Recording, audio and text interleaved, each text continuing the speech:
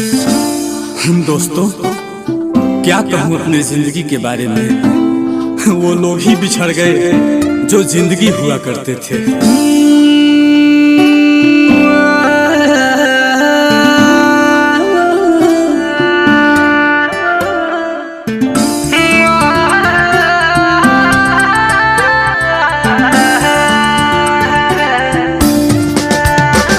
जब डोली उठेगी मेरे यार की, जब डोली उठेगी मेरे यार की, वो संभल जाएगी मैं बिखर जाऊंगा।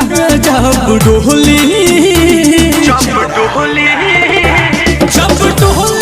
उठेगी मेरे यार की, जब डोली उठेगी मेरे यार की, वो संभल जाएगी मैं बिखर जाऊंगा।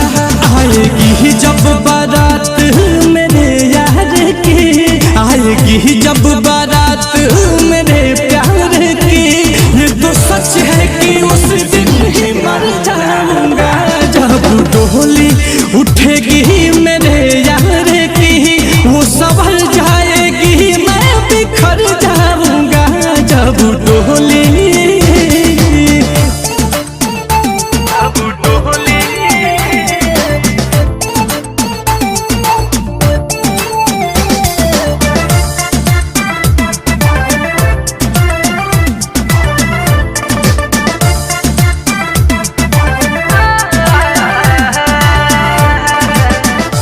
मांग में उसके सिंदूर सजाया जाएगा, मांग में उसके सिंदूर सजाया जाएगा। रोऊंगा मैं मुझे समझाया जाएगा।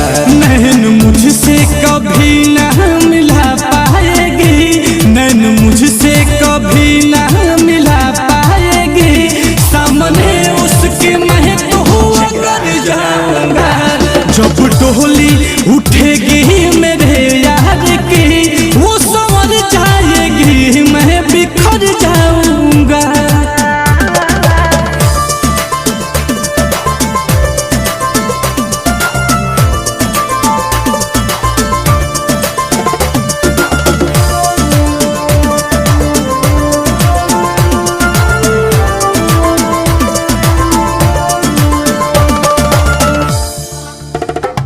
सात फेरों में साथ मेरा छूट जाएगा, सात फेरों में साथ मेरा छूट जाएगा।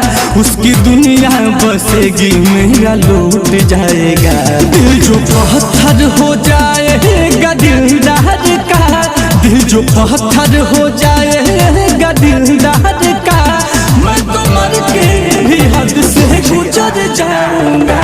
जब डोली उठेगी मेरे यार की, वो संवर जाएगी मैं बिखर जाऊंगा।